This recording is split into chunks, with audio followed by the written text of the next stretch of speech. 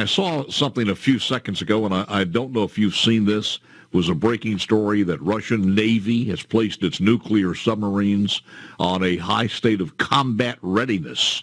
Russia has also moved its strategic bombers to reportedly an air base that's it's closer to the Ukraine-Russia border, and will also conduct a large-scale nuclear exercise next week when Joe Biden is in Poland. Any thoughts on this one or any comments? No, Russia and Vladimir Putin has continued to use the threat of nuclear war and tactical nukes against Ukraine, which just shows he's losing. Listen, he can't afford to lose this fight. He attacked Ukraine. He can't afford to lose it, so he's posturing up. Listen, but you have to take it serious. He is not a rational person, and so I don't think anybody can get in the mind of Vladimir Putin to see whether he will or will not use those. But it's business as usual. We've had repeated threats throughout the entire almost 1 year that he's been at war with Ukraine of using nuclear weapons, and we just pray that he doesn't, because that creates a whole new ballgame for the world.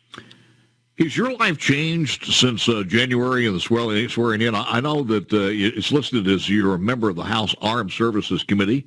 You're serving as a ranking member of the subcommittee on the Intelligence and Special Operations, and also serves on the Budget and Ag committees.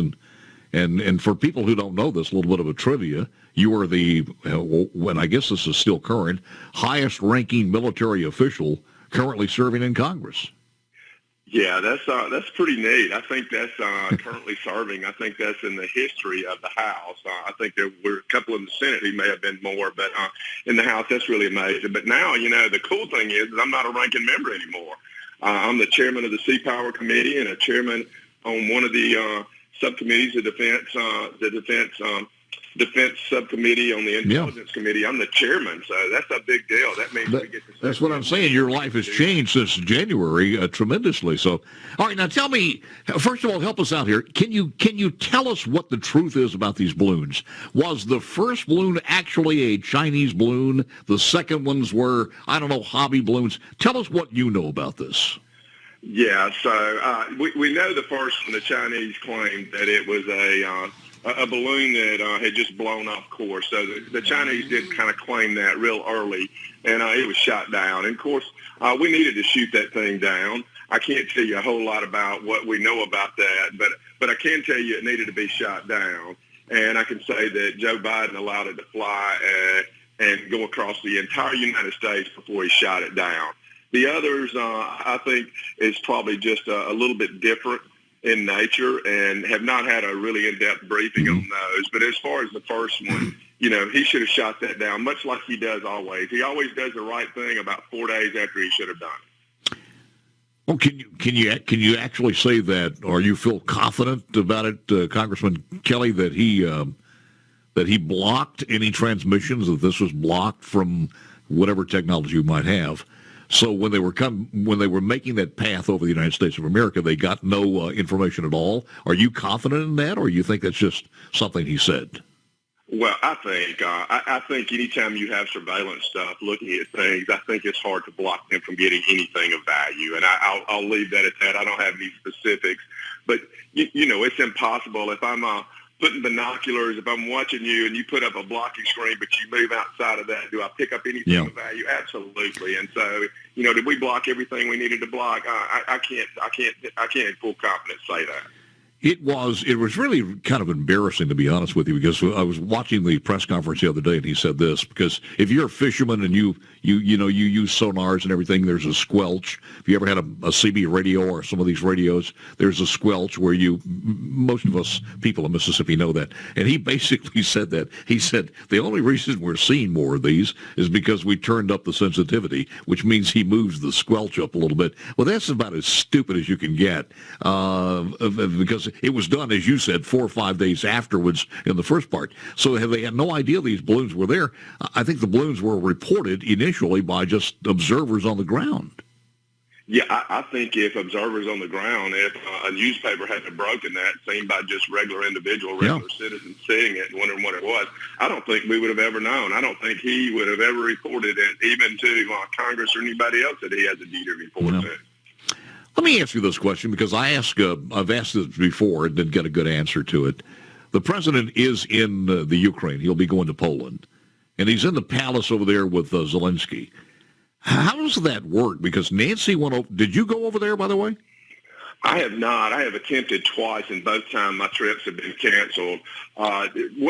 He probably went directly in, but when we go in, generally we go to Poland or somewhere and then go in by ground when we go in. Yeah, but I mean, when Nancy Pelosi went over there and we had another delegation go over there, there's been several people. I thought, did Schumer go or Adam Schiff? Somebody else went over there.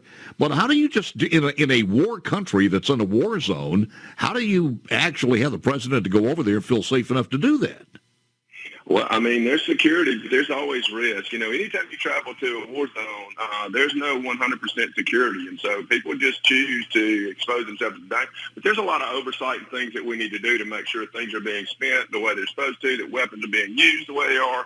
You know, and I know a little more than the American public. I'll tell you, I have a higher level and a higher degree of confidence that they are using the right weapons in the right way and that they are not being abused.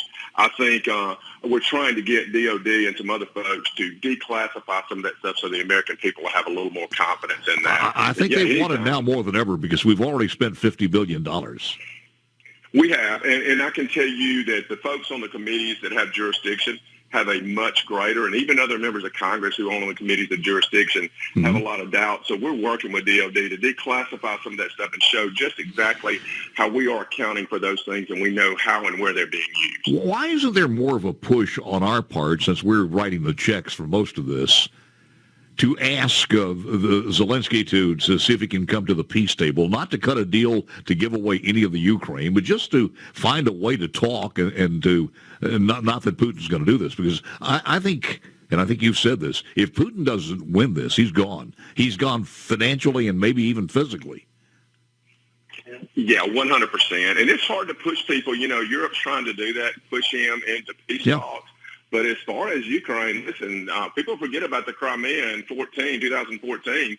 They've already invaded and taken Ukrainian space. And I think short of them, I mean, if we were in the United States and they had, well, we might let them keep California. If they had the East Coast, we would not let them stay here and talk about negotiating peace until we completely expelled them. And I think it's hard to do when it's the sovereignty of a nation at stake. You say that, but I wonder how much of the border is controlled by MS-13 right now because of Joe Biden. So that's another story. And we've got to do something with that. Absolutely. Our border has not been secure, and we just have more and more people come over and more dangerous people come over our border illegally. What's the schedule of hearings right now as far as any hearings that you guys are going to be conducting? Well, we're home this week. I'm actually flying out to Seattle to visit some bases and naval bases out there. It's my new committee on chair. But next week we'll get back, and there's tons of briefings that we have via phone. I don't trust those very much, Paul. I like to be in person because anything that you can get on open source is not of value in most cases. Yeah. Well, look, I thank you so very, very much, and I thank you for spending the time with us. And anytime there's something breaking that you can talk about, I know in your position it's rather sensitive, but it's always good having you on, sir. Yes, sir. Thanks, Paul. You have a great morning. You got it. The Congressman from the 1st District, Trent Kelly.